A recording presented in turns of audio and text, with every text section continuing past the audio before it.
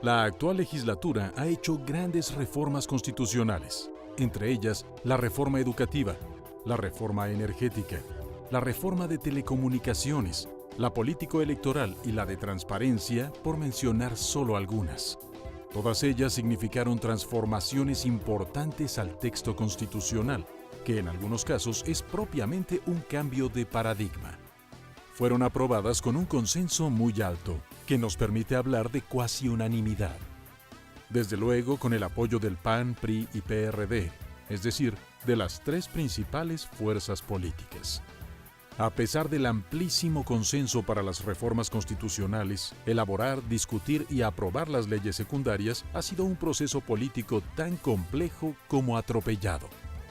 Es de llamar la atención la frivolidad con la que el PAN y el PRD se levantan de una u otra mesa de negociación, amenazan, vuelven a sentarse, se sientan bajo protesta, etc.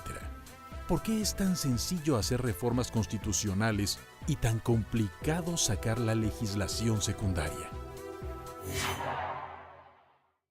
Estamos ya aquí en nuestra sección Desde el Campus con María Marván.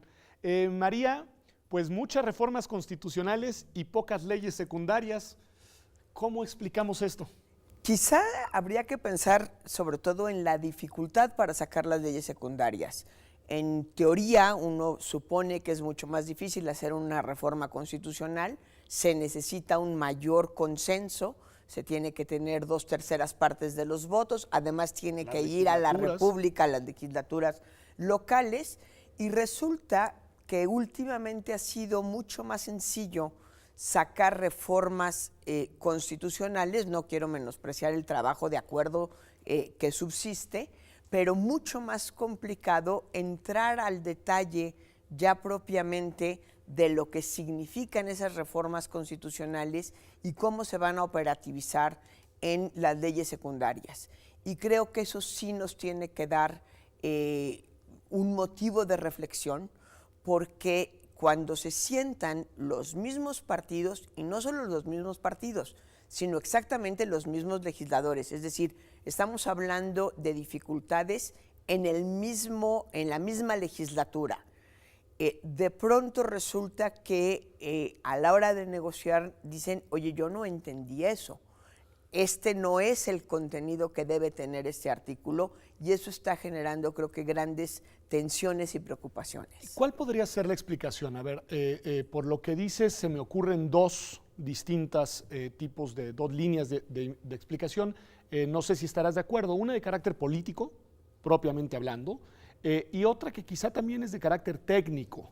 Es decir, que al final, incluso por la manera en la que se están confeccionando las reformas constitucionales, que son muy detalladas ya en sí mismo, van restringiendo el ámbito para la regulación secundaria. ¿Cuál de las dos te parece más loable como explicación o te parecen complementarias? No sé. Yo creo que es una combinación de las dos cosas. Por un lado, creo que tenemos que llamar la atención, y dices bien, sobre la importancia que se le está dando a los transitorios de la Constitución, en donde realmente acotan mucho el sentido que debe tener en última instancia. Hay quien dice, ahí ya está la ley secundaria. En la legislación secundaria. Por otro lado, en esta necesidad de generar acuerdos, pareciera que en algunos momentos se están acordando redacciones más que proyectos, y creo que eso es un problema. Es decir, en la redacción constitucional, por definición, tiene que ser amplia. Luego la acotamos en los transitorios, pero la redacción constitucional tiene que ser amplia. Y en gran medida las reformas constitucionales han salido cuando se llega al acuerdo de la redacción, más que cuando hay un acuerdo del proyecto, de lo que significa lo mismo en telecomunicaciones que en materia energética, que en materia de reforma política. Y entonces vemos que a la hora que viene la legislación secundaria, los partidos se levantan de la mesa, pues diría yo hasta con una cierta frivolidad, ¿no? Hoy está sentado un partido, mañana se levanta el otro, no regreso a la mesa si no apruebas primero aquello de la otra reforma en la que ya habíamos acordado, y creo que tiene mucho que ver con esta posibilidad de generar acuerdos en redacciones, pero pensando que a la hora de la legislación secundaria puedo todavía jalar la cobija a mi favor, digamos. ¿Y cuáles son las consecuencias de esto? Es decir, por ejemplo, en algunos casos las reformas constitucionales implican la creación de órganos para la operación de las distintas materias. ¿Pueden operar estos órganos sin las leyes secundarias, bajando las normas directamente de la Constitución? Bueno, yo creo que es sumamente difícil pedirle a un órgano que opere solamente con la Constitución. El Instituto Federal de Telecomunicaciones se ha visto obligado a hacerlo desde que lo nombraron, porque pues todavía nos deben la ley de telecomunicaciones y las dificultades son inmensas, porque bajar de la Constitución, hacer reglamentos, hacer lineamientos sin tener la legislación es muy complicado, y probablemente la legislación provoque una revisión de toda la normatividad que se ha venido adelantando, inclusive de decisiones, las puede cuestionar ciertas decisiones. Eso por un lado. Por otro lado, lo que vemos entonces son grandes contradicciones que después aparecen o se quieren hacer aparecer como si fueran fes de ratas, cuando en realidad son desacuerdos posteriores a lo que ya se había acordado en un principio. Vimos el ejemplo muy claro con el 87 de la reforma política, en donde se castiga severamente a los partidos que van en coalición, y se quiere cambiar. ¿Por qué? Pues porque los partidos que no eran actores principales en la mesa, en la negociación, a la hora que se dan cuenta, voltean y les dicen a sus asociados, porque las coaliciones, cada quien tiene un asociado, conmigo ya no cuentas. Y entonces se quiere corregir algo como fe de ratas, cuando en realidad era parte de un proyecto, bueno o malo, no lo sé, pero no era un error, pues, es lo que quiero decir. Hay un actor institucional que creo que está llamado a jugar un papel importante en este escenario que describes, y me gustaría conocer tu opinión de su rol y de lo que le toca como responsabilidad en este escenario, que es el Poder Judicial. Es decir, esta ausencia legislativa me parece que termina llevando a la cancha de los jueces muchos de los temas delicados en estas reformas, ¿no? A ver, aquí está difícil contestar a la pregunta de manera clara y unívoca. Por un lado, es una maravilla en términos de nuestra transición a la democracia que hoy el Poder Judicial pueda aterrizar las leyes, interpretarlas, inclusive ponerles límites y decir, eso como está redactado puede llegar a ser anticonstitucional.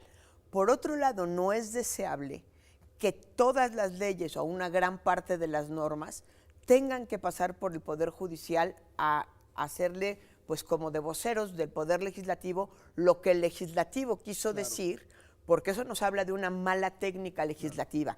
Es decir, tener el Poder Judicial es una garantía de democracia. Tener que recurrir en exceso a él, creo que nos habla de malos acuerdos y mala técnica legislativa. Claro, porque además es en dos dimensiones. A veces interviene, como bien dices, el Poder Judicial para precisar el sentido de las normas o inexistentes o confusas, y a veces también puede intervenir porque existan contradicciones entre las nuevas normas secundarias y la Constitución a través de acciones de inconstitucionalidad o controversias, que este es un escenario que es previsible en algunas materias como en la de telecomunicaciones. No sé qué opinarás. Bueno, desde luego, yo preveo que en términos de telecomunicaciones, en términos de energética y en la reforma político-electoral, vamos a tener muchas controversias que pueden complicar el escenario político, llamémoslo así, en términos, por ejemplo, de cuestiones políticas, de la reforma político-electoral. Ahorita están todos los estados con la obligación de rehacer sus constituciones, reformar sus constituciones, tendrán que reformar desde luego también su legislación secundaria, y hay ejemplos muy claros. La legislación del Estado de México permite al Congreso del Estado de México nombrar al secretario ejecutivo. La autoridad electoral. De la autoridad electoral local. Vamos a tener consejos nombrados por el INE que no van a tener la facultad de nombrar a su propio secretario ejecutivo. ¿Hay allí una contradicción con la Constitución? ¿Se puede enderezar una controversia? Es bien interesante este punto que señalas, porque nos obliga a mirar en otro nivel normativo, es decir, no solo la Constitución, no solo las leyes, digamos, generales y federales nacionales, sino también todo el andamiaje legislativo que ahora se tiene que emprender en las entidades federativas para reglamentar varias de estas materias. Estoy seguro que esta es otro tema para otro comentario acá en Desde el Campus. María, muchas gracias por estar aquí en tu espacio en Observatorio.